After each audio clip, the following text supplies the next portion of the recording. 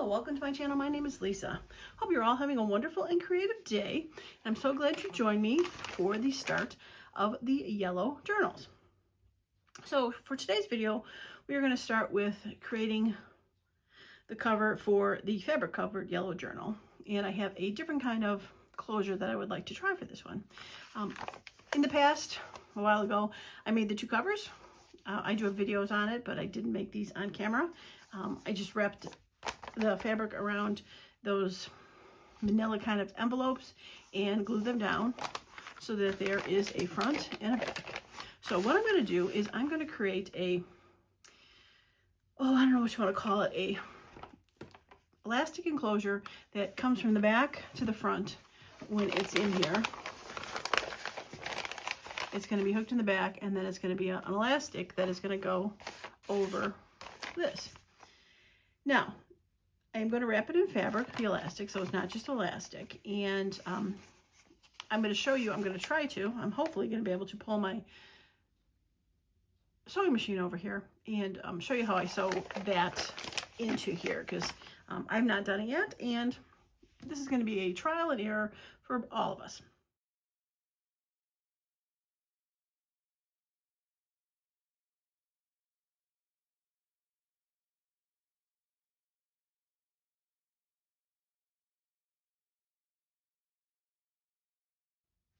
All right, so I was first thinking about the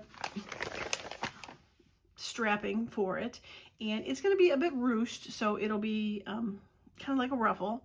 It's not going to just be flat. And I was thinking to do the yellow. I have these fabrics, came with three different kinds of three different patterns. Came with something with squares, it came with this all over collage, and then it came with that water spill kind of fabric. And I thought, well, the yellow could work, but it's kind of, by the time I get it on there and it's ruched, yellow on yellow, I could do it, but I wasn't totally sold on it. And then I thought, well, I do have the green version of it, so I could maybe do the green version and do a ruching of it on there, and you know, that could work.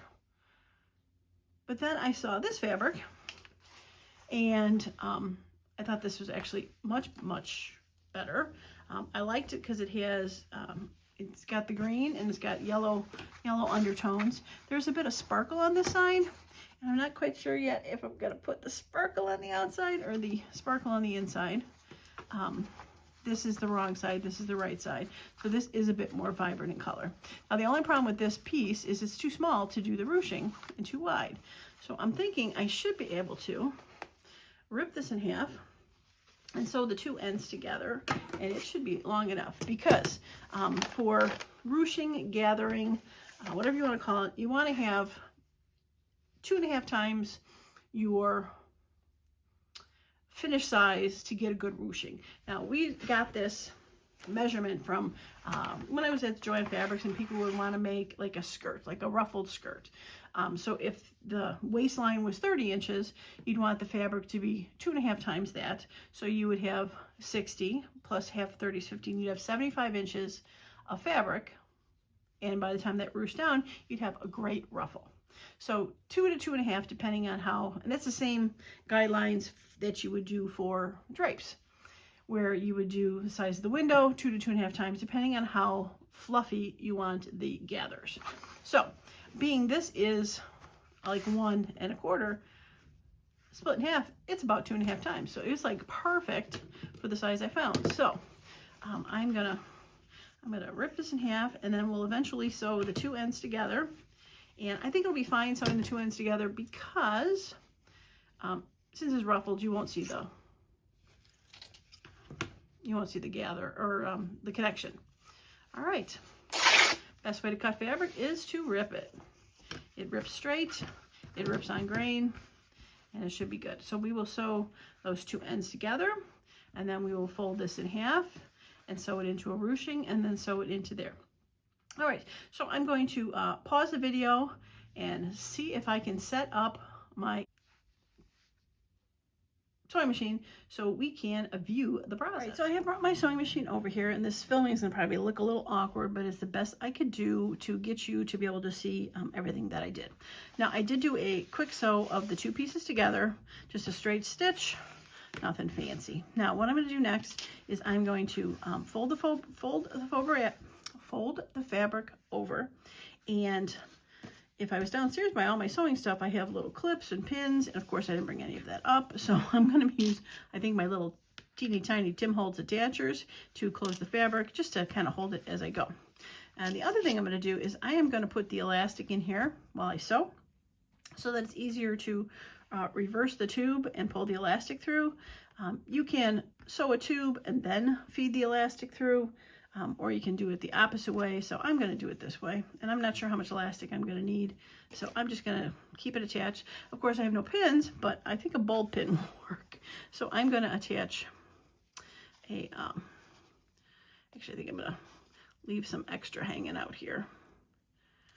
I'm going to attach this one end to this end of the fabric, and we're going to hope for the best here.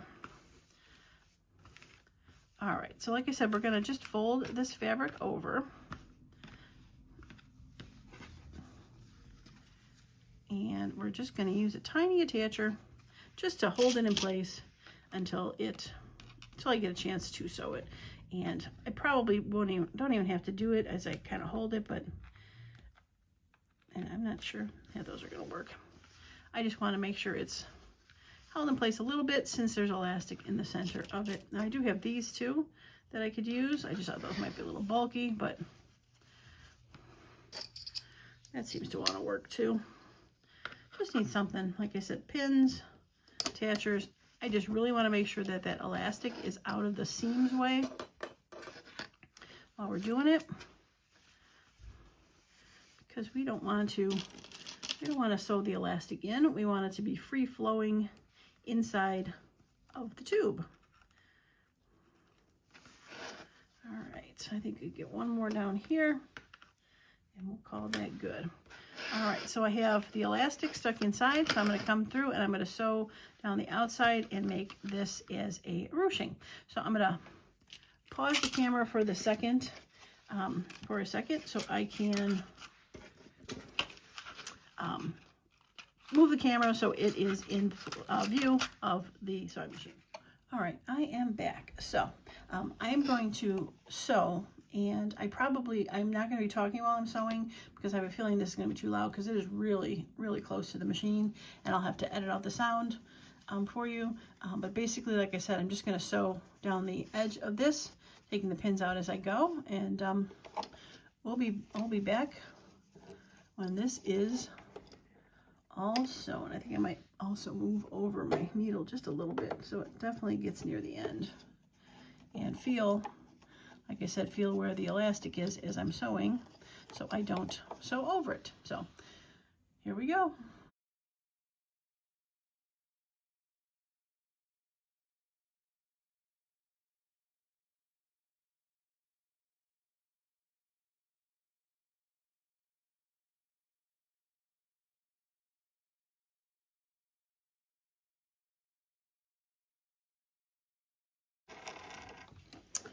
Okay, it seems to have worked. So we're just going to trim the stitches off. Move that back just here.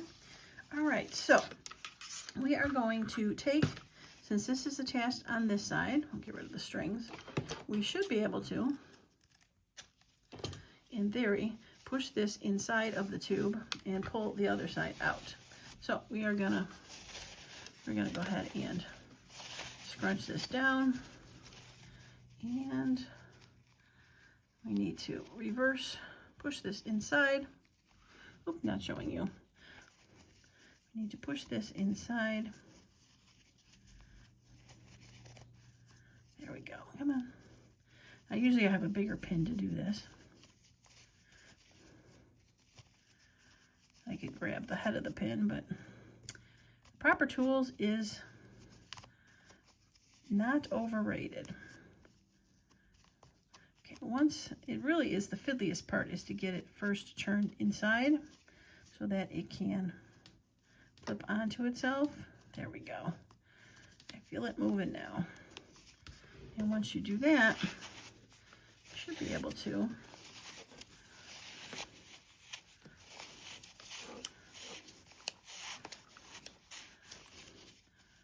pull that through. And it might not be working because of the tiny pin.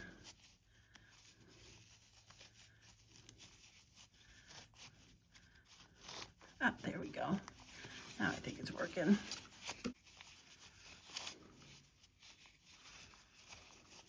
I feel the pin. It's definitely moved its way down, but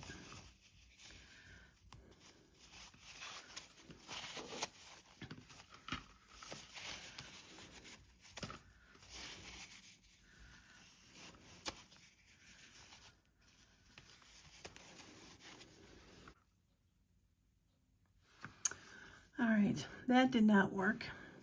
Too loose. All right, so I'm going to just have to reverse this on its own. And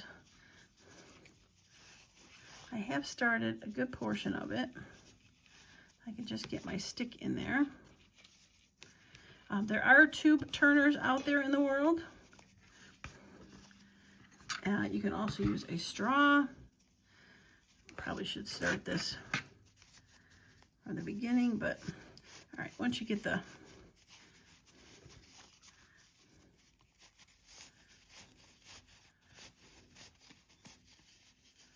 and I bet it's not going to work because I don't technically have that other side sewn in, do I? I do not. All right, so we're going to have to pivot. All right, I got the tube reversed back out. So what I'm going to do is another way to reverse a tube is to sew the one end up, and then I'll be able to use my stick to push it through. I'm going to sew this elastic in there so it comes through the other end. I'll have to pick the stitches out instead of cutting it, but this should work also.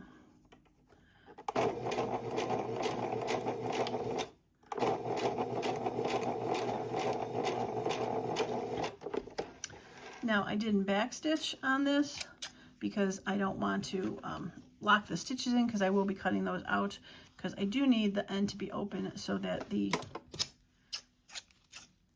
elastic does slide on the collar. All right, so for a closed tube, you take a stick and you put it in and reverse it down.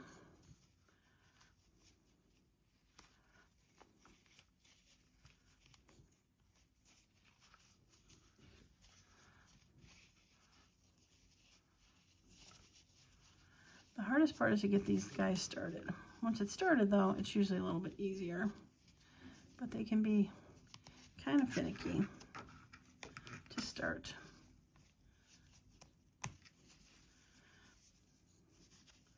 And I actually don't have a tube starter here. I've got just a dowel rod.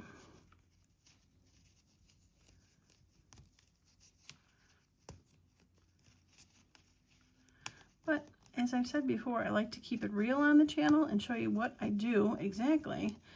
It's not all, you know, peaches and creams and like, oh, this is all you do, and boom, you have a turned thing. All right, so now that I've got the fiddly part done, the rest should become a little bit easier to finagle through.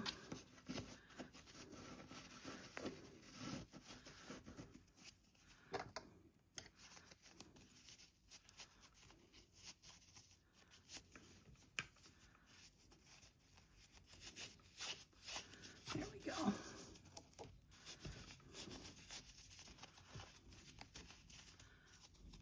I think the hardest part right now is keeping it on camera so you can see instead of pulling it toward me.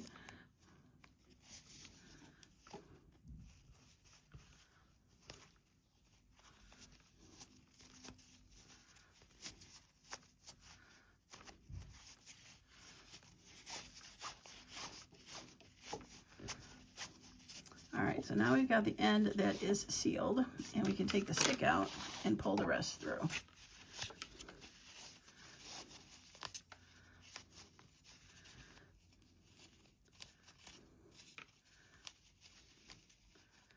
right, come on.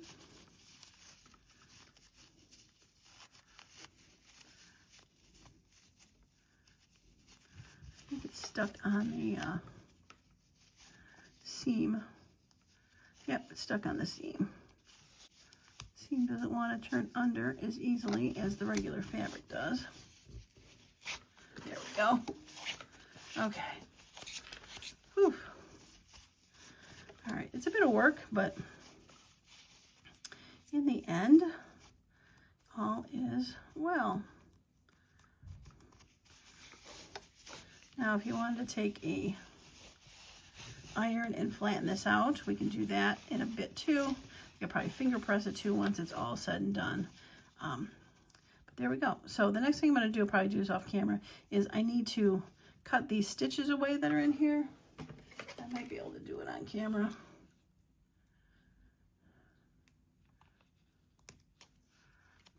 There we go. We just want to get the stitches where I stitched this in on the end, because I want that to be open. And there we go. Sorry, I did it again.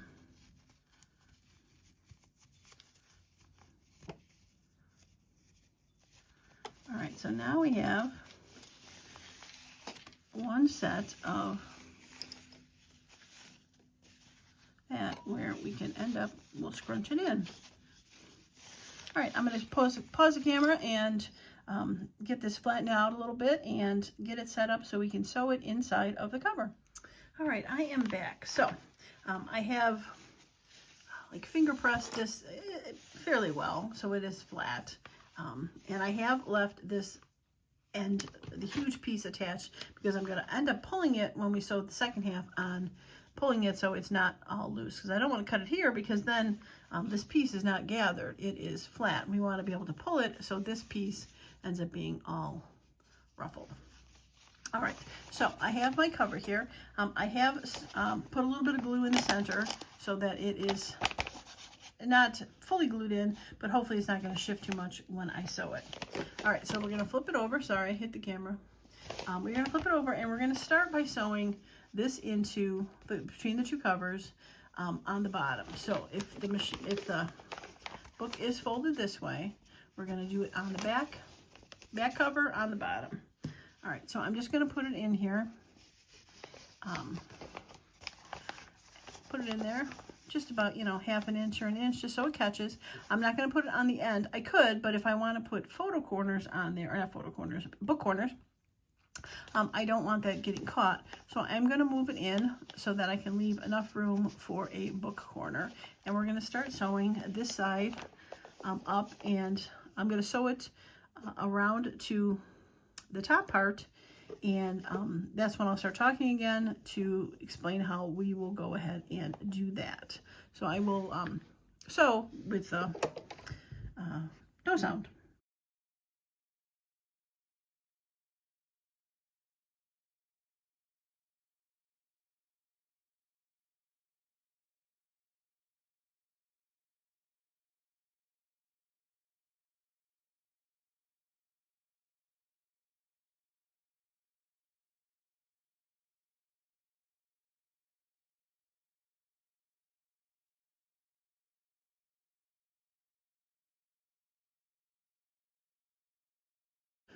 All right, so we've gotten to the top part of the book cover, and we're going to take this strip and we are going to wrap it around the back, because it's going to go on the outside of the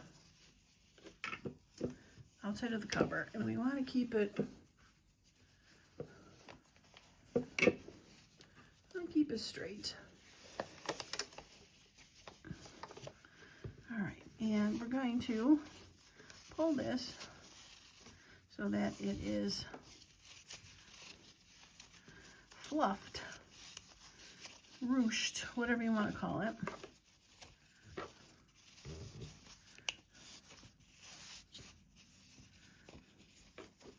And we could fix how far the spacing is later, but we want to be able to get it so that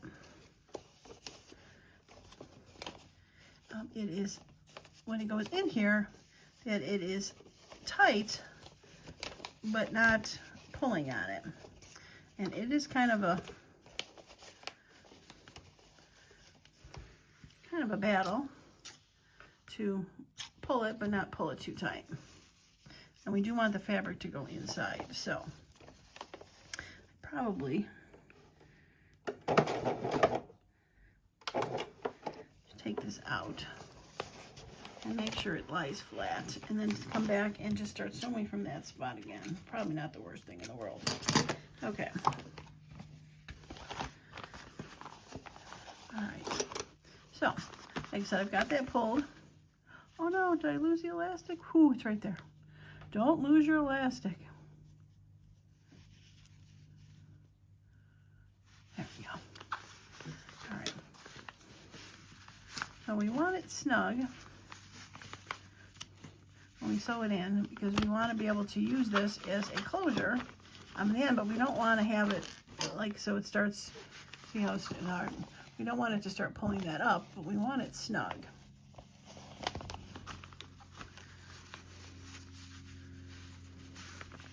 So I think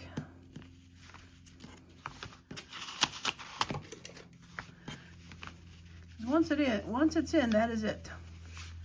There's no adjusting it afterwards. And I think that feels pretty snug.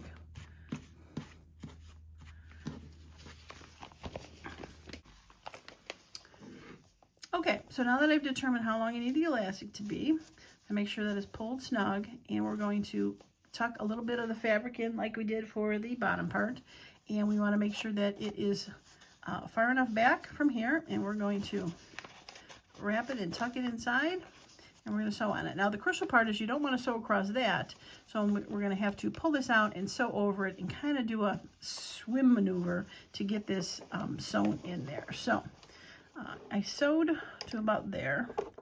I see some stitching, so I'm going to back stitch from there.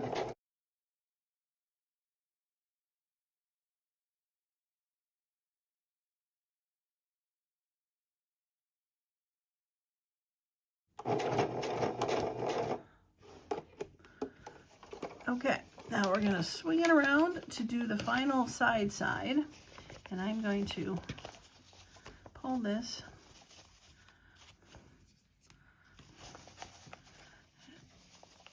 out of the way and get the extra strings off my hands, and proceed to sew down to this part right there.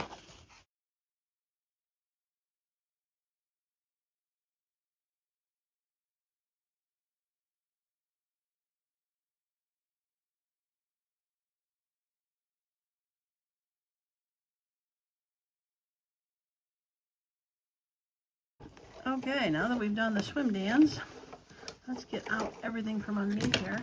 Let's get some trims trimmed.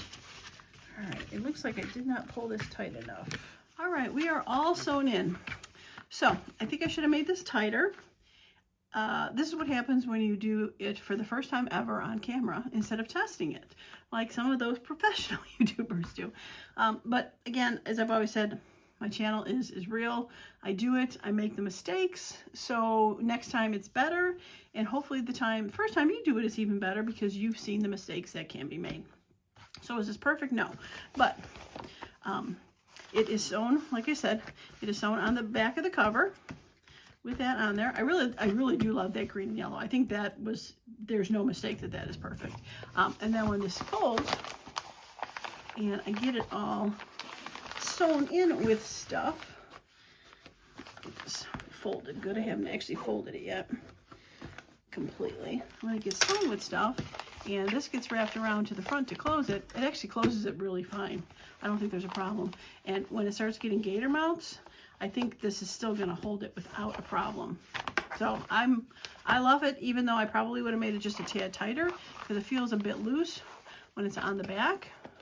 But again, on the back is not really where it's going to be. It's going to be on the front to close this. And I do love the feel of that. It's very fun. Take it off, and we will fill that. And once we fill it, I think it'll be perfect. All right, well, I'm pretty spent from doing this, moving my sewing machine and setting it up. So I was planning on probably going to put the signature in here, but I think I'm going to wait for another video to do that when I'm a little less spent in doing this. But I think this is a great start to this book.